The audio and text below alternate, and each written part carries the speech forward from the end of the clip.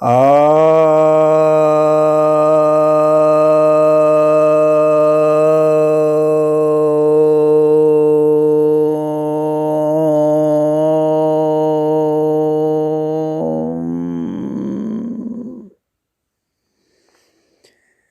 सभी भक्तजनों को सप्रेम नमन। भक्तों, आज मैं आपको ज्ञान की, योग की 7 भूमिकाओं के विषय में बतलाने जा रहा हूँ। यानी योग की 7 भूमिकाएं होती हैं, ज्ञान की 7 भूमिकाएं होती हैं। ये 7 भूमिकाएं हैं शुभेच्छा, विचारणा, तनुमानसा, सत्वापति, असंशक्तिका, पदार्थ भाविनी, तुर्यगा। तो इनमें से जो पहला है शुभेच्छा। शुभेच्छा का अर्थ होता है हमारी इच्छा अब शुभ हो गई। कौन सी इच्छा? वैसे तो हमारी बहुत सारी इच्छाएं होती हैं, परंतु वही इच्छा शुभ मानी जाती है जो इच्छा आध्यात्मिक हो। यानी जब हमें आध्यात्मिक पथ की ओर चलने की इच्छा जाग गई, सत्शास्त्र, सत्संगत और साधु संत के प्रति सद्भावना जागने लगी,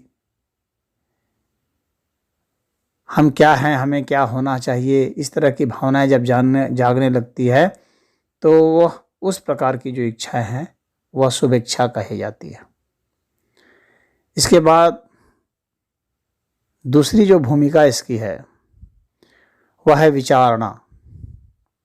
यानी जब हम विचार करते हैं कि सत्य क्या है, असत्य क्या है, नित्य क्या है, अनित्य क्या है, पदार्थ क्या है, चेतना क्या है, जीवन क्या है, मरण क्या है,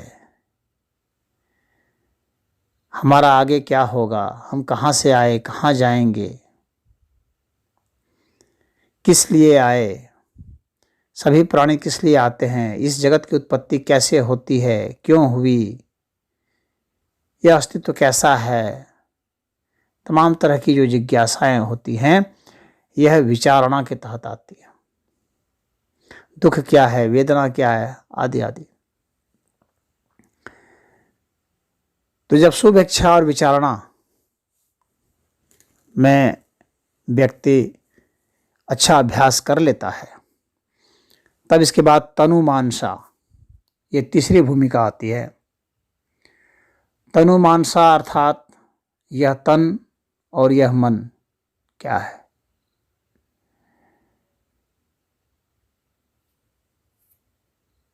यह शरीर कैसे बना, यह शरीर क्या है, इसका मन के साथ क्या संबंध है, फिर मन का बुद्धि के साथ क्या है संबंध, बुद्धि क्या है, अहंकार क्या है, चित्त क्या है, तत्व क्या है, अंतःकरण क्या है, इनके आपसी संबंध क्या हैं, प्रज्ञा क्या है। तो इस तरह की जो जिज्ञासा आती है और इसके संबंध में जो अभ्यास किया जाता है, जो तप किया जाता है, यह तनुमानसा के तहत आता है। तो विचारणा की वजह से तो वैराग्य आ जाता है और तनुमानसा में अभ्यास ज़्यादा हो जाता है। तो यह जो शुभेच्छा है, विचारणा है और तनुमानसा है, ये जब फलीभूत होते हैं, परिपक्व होते हैं, तब चौथी भूमिका तैयार होती है। वह भूमिका है सत्वापत्ति की। यानी सत्वापत्ति चौथी भूमिका है जिसके तहत हम सत्व का अनुसंधान करते हैं। यानी तत्व बोध होता है, आत्मा की स्थिति का बोध होता है।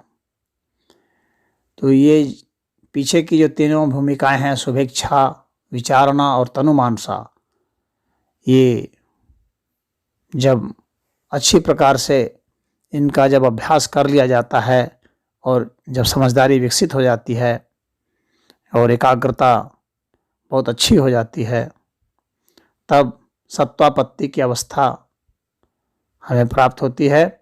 तत्व ज्ञान हमें उपलब्ध होता है।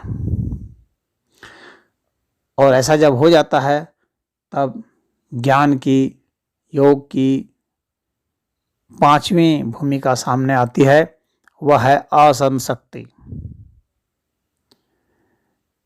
तो इन चारों भूमिकाओं का जो फल है वह विभूति माना जाता है। विभूति, शुद्ध विभूति यानी शुद्ध ऐश्वर्य, जिसमें कि हमें चेतना का भान हो जाता है, आत्मा की स्थिति का बोध हो जाता है, और बोध हो जाने के बावजूद भी हम इसमें असंशक्त यानी निर्लिप्त रहते हैं। तो यह जो अवस्था होती है यह जीवन मुक्त अवस्था कहलाती है, जिसमें कि हम जो भी विभूति पाते हैं, हमारे में जो भी विभूतियाँ प्रकट होती हैं, तमाम तरह की विभूतियाँ प्रकट होती हैं। आदमी को अपने पिछले जन्मों का भी पता चल जाता है, आत्मा का, मन, चित्त, इन सब के साथ क्या संबंध है, इन सब का पता चल जाता है। पीछे के जितने संस्कार हैं इन सब का पता चल जाता है। दुख, दर्द, वेदना, इन सब का पता चल जाता है। धारणा, ध्यान, समाधि का बोध हो जाता है, और उसके बावजूद भी व्यक्ति उनसे निर्लिप्त रहता है। तो यह जो है जीवन मुक्त अवस्था कहलाती है। और इस तरह की जो भूमिका है यह असंशक्ति कहलाती है। इसके बाद की जो भूमिका है वह पदार्थ अभाविनी की भूमिका है, यानी जो वस्तु पदार्थ रूप में है, यानी वह वस्तु जिसका विभाजन या संयोजन होता है उसे पदार्थ कहते हैं। तो जिसका विभाजन और संयोजन होता है इसका विस्मरण हो जाता है, यानी ये अभाव जैसा हो जाता है। उस व्यक्ति के लिए इसका मायने मतलब नहीं रख जाता है। अब उसके लिए यह तुच्छता की बात हो गई, वह इससे उपराम हो जाता है, इससे आगे चला जाता है, वह चेतना जगत में प्रवेश पा जाता है, जहाँ की अविभाज्य अवस्था होती है। यानी वह तत्व जो अविभाज्य है, असंयोज्य है, जहाँ संयोजन वियोजन नहीं होता, जहाँ टूटन फूटन नहीं होता, जहाँ जन्म मृत्यु नहीं होती, वैसी अवस्था में उसका प्रवेश हो जाता है। यह विदेह मुक्त अवस्था कहलाती है। यह जो ज्ञान की भूमिका है इसे पदार्थ भाविनी कहते हैं, यानी पदार्थ का अभाव जहाँ हो जाता है।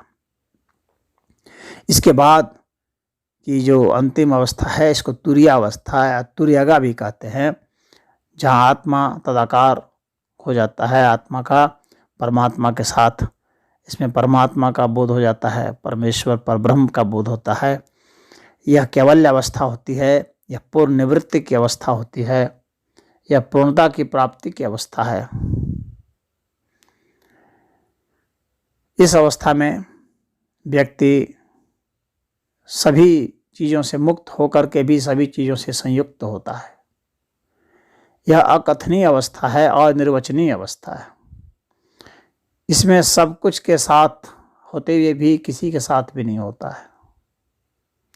यहाँ उलट बांसी हो जाती है। कबीर की अधिकतर जो वाणियाँ हैं ये उलट बांसी हैं इसी की वजह से। इस अवस्था को जो भी प्राप्त होता है उसकी वाणी को समझना बहुत कठिन हो जाता है। वह पूर्ण भी है, वह सब कुछ होता है, कुछ ऐसी चीज़ नहीं है जो कि वह नहीं होता है, और इसीलिए उसे एक मेय अवस्था की अनुभूति होती है। वह कैवल्य कहलाता है, यानी केवल वही है। तो वही एक मेय अवस्था है, अद्वैत अवस्था है। तो योग वशिष्ठ में इस तरह की योग की भूमिका